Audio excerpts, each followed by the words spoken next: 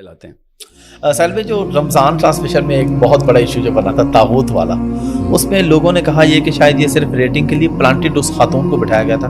آپ کے پاس ہے کوئی ایسی انفارمیشن کہ چینل نے جان بوجھ کے ایسی حرکت کی تھی، یا آپ کو لگتا ہے وہ اس کا اپنا سوال ہوگا اور سارا کچھ؟ آپ کے پاس کوئی ایسی انفارمیشن ہے اس کے بارے میں؟ دیکھیے، مجھے یہ تو سارے کے سارے بندے ادھر امپلائیز ہی کے جاننے والے ہوتے ہیں. ٹھیک ہے، رات کے ریکارڈنگ ہوتی ہے تو پبلک کو تو نہیں بلایا جاتا. حالانکہ میرا اپنا ایک پورا پروگرام سما کے ساتھ لاک تھا جس میں ہم نے پبلک کو اوپن انوائٹ کرنا تھا. ٹھیک ہے، یہ والے پروگرام نہیں ہوتے، یہ راتوں کی ریکارڈنگ 3-3 4 شفٹیں لگاتے ہیں تو سب کون آئے گا. تو یہ اپنے ہی کچھ جاننے والے تھے. ٹھیک ہے. The one thing that I did notice was، اور آپ بھی وہ پروگرام دیکھیں گے تو آپ کو پتہ چلے گا کہ اس خاتون نے مائک پروگرام کے پہلے منٹ سے اپنے ہاتھ میں رکھا ہوا تھا. ٹھیک ہے، سمجھ رہے؟ سو آئی اونلی نوٹسڈ کہ شاید یہ ماڈریٹر ہے، کسی کو مائک دیں گے، کسی کو مائک دیں گے. ٹھیک ہے. تو مگر ان کا اپنا ہی سوال تھا، تو it was that's the only thing that is a observer you can analyze کہ اچھا یہ کیسا معاملہ ہے. مگر چونکہ میں خود بھی گیسٹ تھا، جو چیز آپ کو پتہ نہ ہو کہ کیا ہے تو اس پہ تہمت ایسے تو نہیں لگا سکتے کہ ہاں جی یہ تھا. مگر یہ سوال نہ ہوتا، کوئی اور سوال کر لیتے ہو. ٹھیک ہے. میں نے تو طاغوت کے اس لیے پوچھا تھا کیونکہ اس پروگرام کا ٹائٹل ہی طاغوت تھا.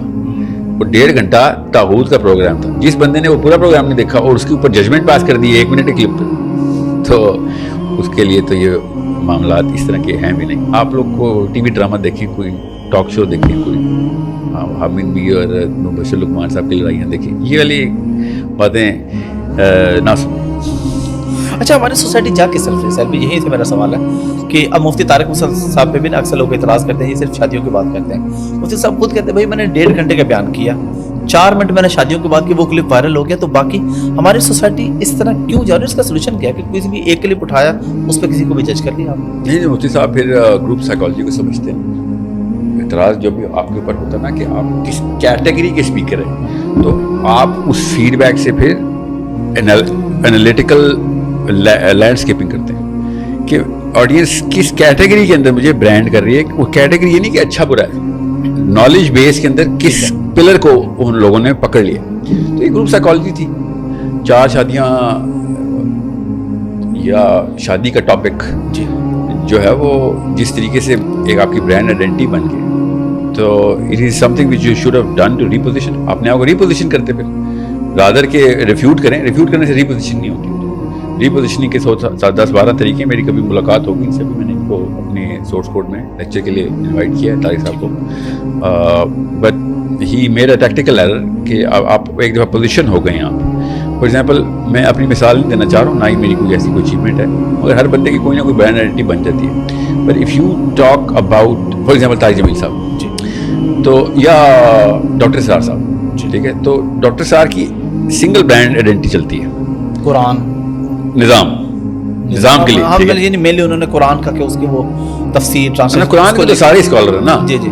تو قرآن سے وہ کیا کس کیٹیگری کے اندر؟ نظام کے سود کے خلاف ہو گیا، صرف سسٹم پہ بات کی انہوں نے، یا سسٹم پہ. جی ہاں، تو نظام. ٹھیک ہے. سو بالکل اس طریقے سے جب تک آپ سپیریئر سائیکالوجی میں بڑے امبریلا کے اوپر آ کے شوٹنگ نہیں شروع کریں گے تو نیچے آپ کسی جو مرضی آپ کر لیں، کہیں نہ کہیں ٹیگ آپ کو لگے گا. تو جب آپ کے اوپر ٹیگ لگتے ہیں تو اپنے آپ کو آپ ریپوزیشن کرتے ہوتے ہیں. مگر ظاہر ہے طارق جمیل صاحب، طارق مسعود صاحب جو ہیں یا کوئی بھی اسکالر، وہ اس طریقے سے پولیٹیکل اسٹڈیز میں، لبرل آرٹس میں یا سائیکالوجی کو تو پڑھتے ہی نہیں. ہسٹری اور سائیکالوجی کے بغیر قرآن نہیں سمجھ آ سکتا. اس نے ہسٹری پڑھی ہوئی ہے، سائیکالوجی پڑھی ہوئی ہے. اللہ کے نبی صلی اللہ علیہ وسلم کس طریقے سے ٹریننگ دیتے سیرہ میں صحابہ کو، آپ کو پتہ چلتا ہے کہ کیسا پکی گرفت تھی صحابہ کی، ورلڈ ویو کتنا اسٹرانگ کیا ہوا تھا انہوں نے. پرجیا کی روم سے لڑائی ہو رہی ہے اور مکہ کے اندر ڈیٹیل انالیسس صحابہ کے بیچ میں ہو رہا ہے. بس سوچیں، دیز آر بیر منیمم ہے. اسپیشلی الیگزینڈریا کی، گریس کی، روم کی، حجاز کی، جروسلم کی 3000-2500 قبل مسیح سے لے کے 600 سے 700 ہجری تک کا یہ والا ٹینیئر اگر آپ نے نہیں پڑھا ہوا، سوری، پھر آپ کو تو یہ نہیں پتا کس اینگل سے قرآن نے، کیونکہ قرآن تو ہسٹری کو بیک کرتے ہوئے بات کرتا ہے. تو آپ سوچیں ذرا. ایک میں سمپل سا سوال کرتا ہوں. اللہ تعالیٰ نے قرآن پاک میں کہا ہے کہ یہ تو عزیر کو اللہ کا بچہ مانتے ہیں. تو آپ ایک یہودی دکھا دیں دنیا میں جو عزیر کو اللہ کا بیٹا مانتا ہے, سمجھتے نہیں ملے گا آپ کو. اللہ تعالیٰ نے کہا یہودی اور عیسائی آپس میں دوست ہیں, تمہارے دوست نہیں ہو سکتے. آپ کو یہ ہسٹری پڑھے بغیر آپ کو کیسے پتہ چلے گا؟ مطلب میں آپ کو 700 سے زیادہ ایگزامپلز دوں صرف قرآن پاک سے جو ہسٹری کو پورا احاطہ کیے بغیر you can not even tell کہ قرآن پاک کی آیت کس کانٹیکسٹ کے اندر ان کو ریفر کرتی ہے. وما قتلوا وما صلبوا آج تک بحث چل رہی ہے. ابھی اب تو مسلمان بھی شروع ہو گئے کہ عیسیٰ فوت ہو چکے ہیں. ہسٹری پتہ ہی نہیں ہے کہ کس طریقے سے نوح کے سیلاب کے اوپر ریجیکشن شروع ہو گئی.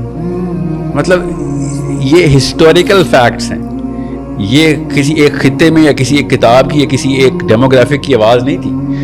آپ جب تک اس پورے کرے کو اپنی ہسٹری کے اندر سے ایک سٹیپ کرتا آگے لے کے جاتے ہوئے دیکھتے ہوئے پھر قرآن پاک کی ٹائمنگ نہیں دیکھیں گے, آپ کو سمجھ نہیں آ سکتی کہ قرآن اپنا مقدمہ کن اے پرائری کانسیپٹس کے اوپر لے کے. اے پرائری کا مطلب ہے قرآن سے بھی پہلے جو بیس کانسیپٹ ڈیولپ ہوا ہے اس کو ملحوظ خاطر رکھ کے ایک انفورسمنٹ کی جا رہی ہے. میں ایک مثال دیتا ہوں.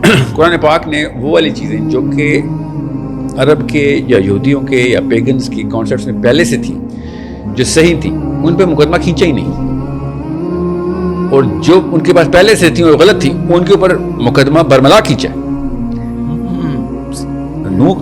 مسلمان کہتے ہیں نوح علیہ السلام کے سیلاب کا ذکر قرآن میں کیوں؟ بھائی تورات بھری پڑی ہے, انجیل بھری پڑی ہے, پہلے سے ہی سب مانتے ہیں.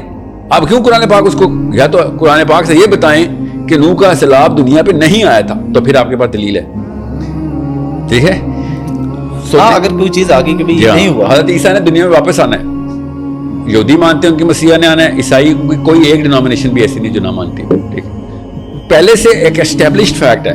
تو اللہ تعالیٰ نے خالی اس چیز کو ریفیوٹ کیا کہ یہ مانتے ہیں کہ حضرت عیسیٰ مرنے کے بعد دوبارہ آئیں گے, کیونکہ یہودیوں نے قتل کیا, یہودی کہتے ہیں ہم نے مار دیا اور عیسائی کہتے ہیں انہوں نے مار دیا. اللہ تعالیٰ نے کہا نہیں, وما قتلوا وما صلبوا, نہ وہ قتل ہوئے جو یہودی کہتے ہیں, نہ وہ صلیب پہ چڑھے جو عیسائی کہتے ہیں. ٹھیک ہے, ٹھیک ہے, آپ کے پاس یہ مقدمہ قرآن سے آنا چاہیے کہ اور نہ ہی وہ دوبارہ آئیں گے. یہ آیت کیوں نہیں ہے؟ ساتھ ہی اس سے بہتر کیا موقع تھا یہ والی بات بتانے کا کہ یہ مانتے ہیں کہ وہ قتل ہوئے, نہیں ہوئے, وما قتل, یہ مانتے ہیں وہ صلیب پہ چڑھے, نہیں ہوا, وما صلبوا, اور یہ مانتے ہیں کہ حدیث سے دوبارہ آئیں گے. تو یہاں پہ اللہ تعالیٰ چھاور مار دیتے. حامدی صاحب اس وقت جو پورا کا پورا مقدمہ کھینچ رہے ہیں وہ یہ لٹرلی برملا اپنی کتاب میں بھی لکھتے ہیں اور کہتے بھی ہیں کہ اللہ تعالیٰ یہاں پہ فلاں جگہ پہ یا فلاں جگہ پہ بتا دیتے, سورہ مائدہ میں بتا دیتے کہ جب اللہ تعالیٰ نے آخرت میں یہ بیانیہ کرنا ہے کہ او عیسیٰ یہ تمہارے نام پہ کیا تہمت لگا رہے ہیں, تو عیسیٰ نے کہنا ہے کہ یا اللہ میں نے اس کے علاوہ کچھ نہیں کہا سوائے اس کے کہ جو آپ نے مجھے کہا تیرے سے کہنے کے لیے, یہ جھوٹ ہے جو تیرے پہ تہمت باندھے. یہاں پہ وہ کہتے ہیں یہاں پہ تو آنا چاہیے تھا, اللہ تعالیٰ کو یہ کہنا چاہیے تھا. ٹھیک ہے, آپ ہی کیا آرگیومنٹ استعمال کر رہا ہوں, وما قتلوا وما صلبوا, یہاں پہ آنا چاہیے تھا کہ یہاں, اور نہ ہی عیسیٰ نے دوبارہ آنا ہے. یہ تو مانتے ہیں نا, ہم نے تو نہیں گھڑی نہ کہانی, سمجھ ہم نے گھڑی ہے, ہم نے گھڑی. تو کیا عیسائیوں نے نہیں گھڑی ہوئی تھی پہلے کہانی؟ کیا یہ نہیں, ہم نے پہلی دفعہ گھڑا ہے کہ حضرت عیسیٰ نے آنا ہے؟ پورا کا پورا 3 بلین کرسچنز کا اس وقت, اور پتہ نہیں کتنے اور بلینز نے آنا ہے اور کتنے 1 بلینز کچھ گزر چکے ہیں. 2025 سال سے ایک سب سے بڑا ریلیجن کہہ رہا ہے کہ عیسیٰ نے دوبارہ آنا ہے. قرآن پاک نے آتے ہی سب سے پہلے اس کا ریفیوٹ کرنا چاہیے تھا. بہرحال یہ میں کیوں بتا رہا ہوں, ہسٹری جب تک آپ نہیں پڑھیں گے تب تک آپ کو انٹینسٹی نہیں پتہ چلے گی. میرے تو ایک استاد تو کہہ رہے تھے کہ تم خالی یہ بتاؤ کہ غصے کی ڈگری اور رحم کی ڈگری قرآن پاک سے نکال کے دکھاؤ, تمہیں پتہ چلے اللہ تعالیٰ جب غضب کا اظہار کرتے ہیں تو تم اس کو ایزی کیسے لے سکتے ہو.